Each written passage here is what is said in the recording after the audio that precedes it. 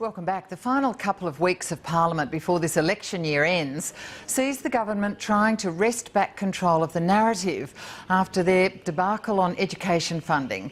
Tony Abbott wants to refocus attention on repealing Labor's carbon tax and sorting out the debt ceiling. But with even the Liberal New South Wales government openly attacking the Abbott government last week, Tony Abbott needed to stem the political damage. Today, announcing he will honour the deal New South Wales, Victoria and other states had already signed with the federal government on education funding.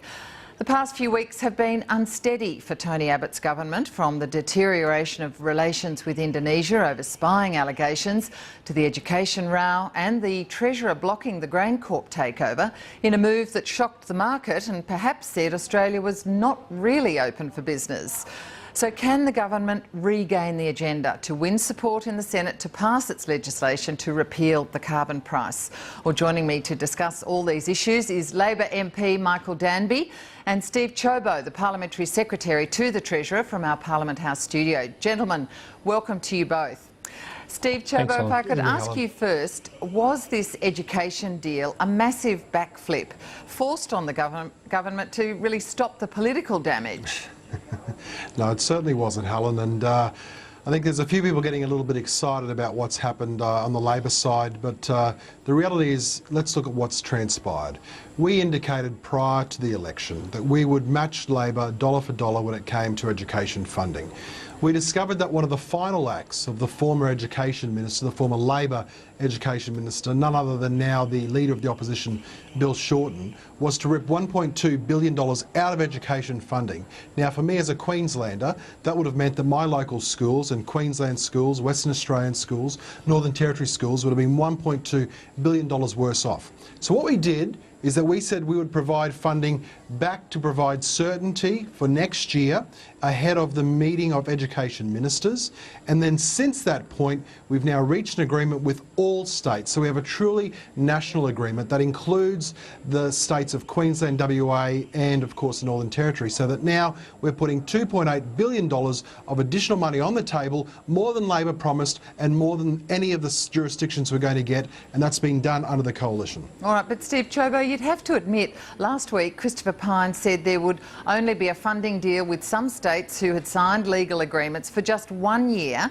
Now he's saying he will honour a 4-year deal. Last week Chris Pyne said the whole thing was a shambles, he'd have to go back to square one. Sure. Now he's honouring it.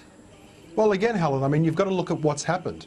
We came to government, we were unaware that Labor had ripped $1.2 billion of funding out. But would it be actually fair to say that what's really happened has been the political damage over that last week?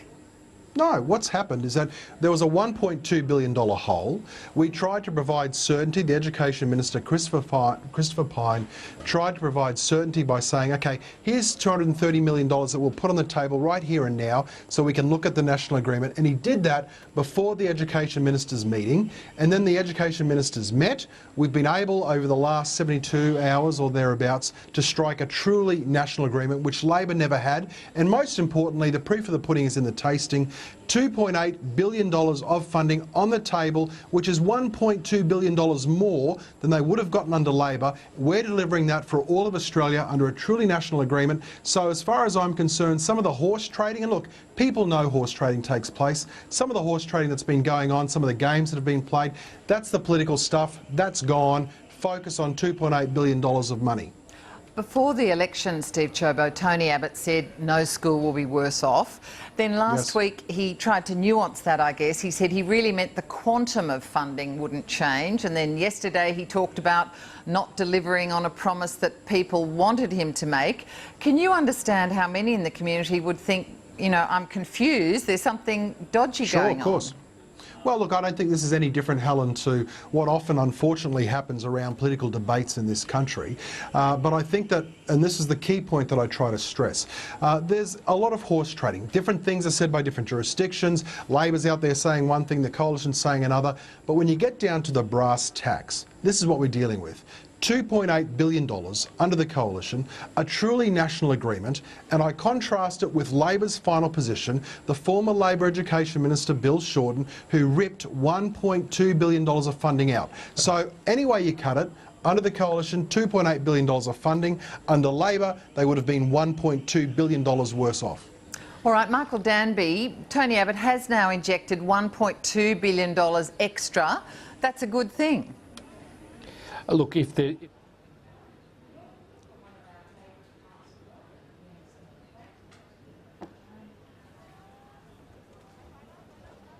about what the state governments will invest in those.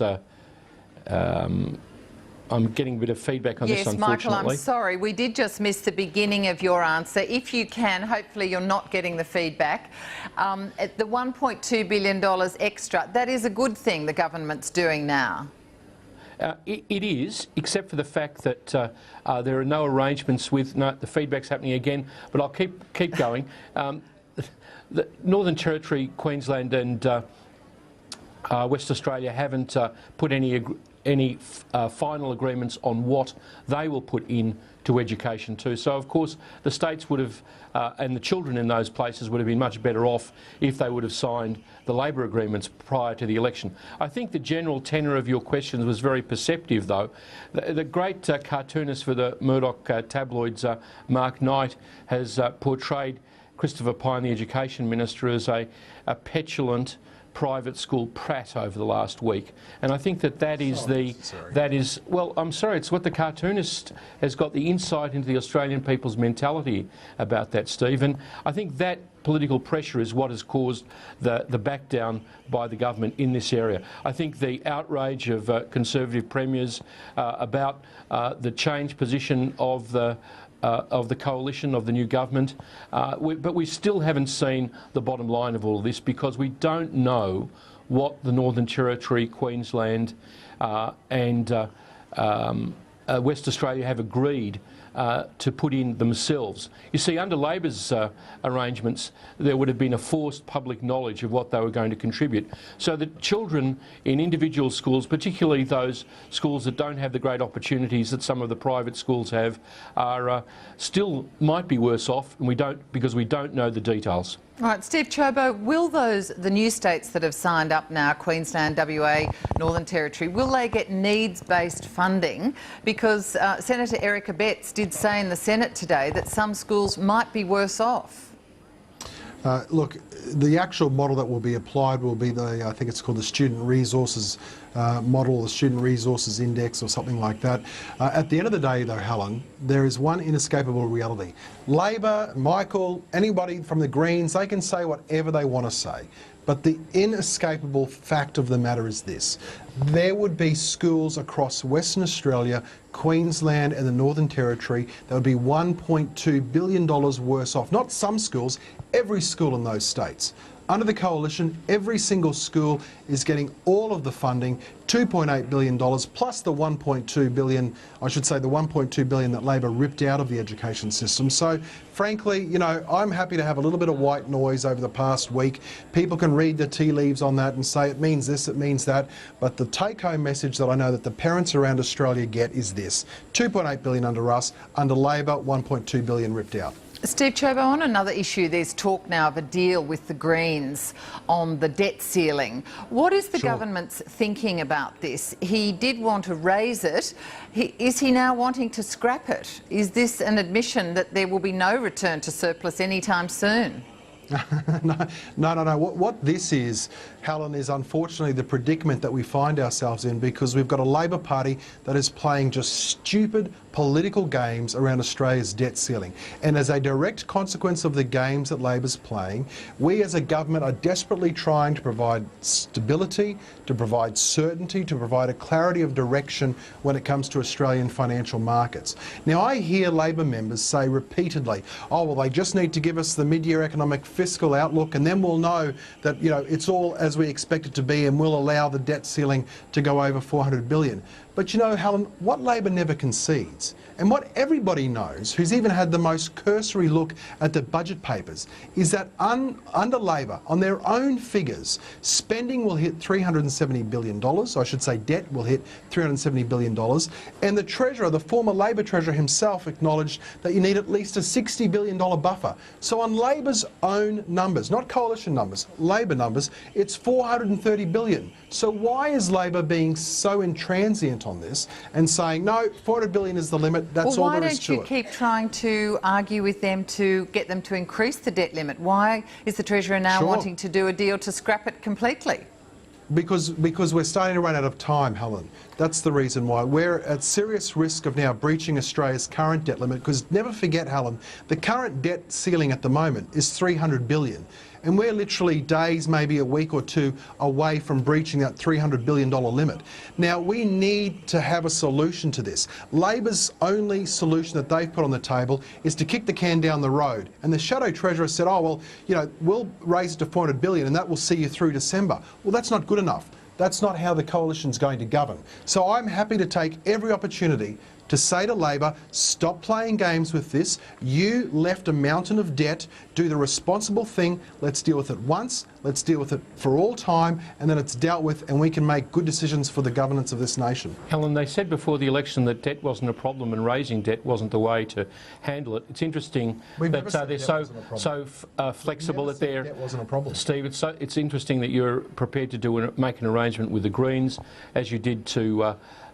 During the last government, to sink the people transfer agreement with Malaysia. So the government's got a record of dealing with the Greens. Well, Australia's and the opposition is willing to be responsible and raise the debt limit to 400 million. The Australian people want an account, just as they did under us, of why this needs to be done. Of course, we'll be responsible. So you don't want to scrap it, just Michael provide us Danby? with the. No, we don't want it scrapped until we know what the economic situation is. The government should be as honest as the previous government was when at each time when they sought an increase in the debt limit, they came to the Australian Parliament and explained why it was necessary. You know All what right, happened, I'd like to Helen, move on last to time? another issue. Sure. Steve Ciobo, the GrainCorp takeover was stopped by the Treasurer late last week. And even though the market had not anticipated that it wasn't against the national interest, the Treasurer widened the national interest test, according to his statement, to include the impact on the broader support for foreign investment. Is this a strange widening of the test, Steve Ciobo? Not at all, and I certainly don't agree with your assessment that the market, whatever that is, didn't Well, most believe of the that there was a market chance analysts that it did would not be. expect it to be stopped, according by reports that Bloomberg had put out on Friday. There were a number of commentators who foresaw that there would be difficulty in approving this. But I guess the key point here again, Helen, is that when you look at the number of proposals that have been put forward, when you look at the consideration of foreign investment by the Foreign Investment Review Board, and I think the Treasurer himself outlined this, there's been 131 applications that have come through. We've allowed 130 of them to go through. So only one we haven't, and 130 have gone through. So I think, seriously, is anybody saying that we're not a government that's open for business, that we're not focused on advantaging Australia? No, but this one was stopped partly because it didn't pass a popularity test, I guess, with the community. No, that's not the case at all. This particular proposal was knocked back because it effectively would have seen the handing over of a monopoly position to ADM. The government had concerns about that. We want to make sure that we always take decisions that are in Australia's long-term national interest. We make no apology for that. We are appointed defenders of the national interest. That's what the Treasurer did. And as I said, when you look at the facts, 130 yeses, 1 no, that's not a bad track record. So did he widen the test? No, not at all. The test of what is in Australia's national interest is a test that's determined by the Treasurer of the day in consultation with the Foreign Investment Review Board. So any suggestion that there's sort of some extraneous factor, I don't think is supported by the facts. Helen, a lot of people inside business thought, and the commentariat thought that this would go through because they thought Joe Hockey's a genuine free market guy, Treasurer of Australia. Similarly, people like Steve Ciobo, they're greatly embarrassed because this hasn't been done in the national interest. This has been done in the National Party's interests. And they have a big influence on this coalition government. You can see it in this decision. Probably wasn't the right decision for the country. The Labor Party doesn't have all of the information that the government necessarily had, but we had a very good record on foreign investment. And we need foreign investment. We're a capital poor country, and this was a bad decision and sends a bad message out there to foreign investors. Michael, Danby and Steve Ciobo, one last issue I'd like to get your views on. Are you happy, Michael Danby, start with you, with the apparent change of heart by the Foreign Minister Julie Bishop to further support Israel and upset the Palestinians by instructing the government representatives at the UN to withdraw Australia's support for an order to stop the Israeli settlement activities in all of the occupied territories? I think that the main thing we should be focused on, whatever party is in power, is that there are peace negotiations taking place between the Palestinians and Israelis at the moment. And I think, frankly, decisions at the United Nations are very secondary to this one way or the other. Let the parties who are involved proceed with their negotiations, and taking positions at the United Nations one way or the other on these controversial issues doesn't really assist development of peace between the two partners. Steve Ciobo, Australia was one of only 8 other countries, as we understand it, to abstain from this, while 158 countries supported the UN in calling for an end to Israeli settlements, which have been very controversial, yet there was no discussion about it here. Well, if you look at Australia's track record with respect to the United Nations, Helen, the reality is that Australia has abstained consistently for some period of time because there's a lot of nuanced positions when it comes to these international fora. Now, that changed a couple of years ago under Kevin Rudd as part of the then bid by the Labor Party to try to win our position on the Security Council. And I think, and I don't know this for fact, so I'm happy to say that this is my speculation, but I think Labor took the judgment that they'd changed the position that Australia had voted for many, many years, purely and simply because they thought it would be a more popular position and help to strengthen their bid for the Security Council. What we're effectively seeing is a reversion to where we've been previously. All right. Unfortunately, gentlemen, that brings us to the end of our discussion. Michael Danby and Steve Ciobo, thanks very much for joining us. Thanks, Helen.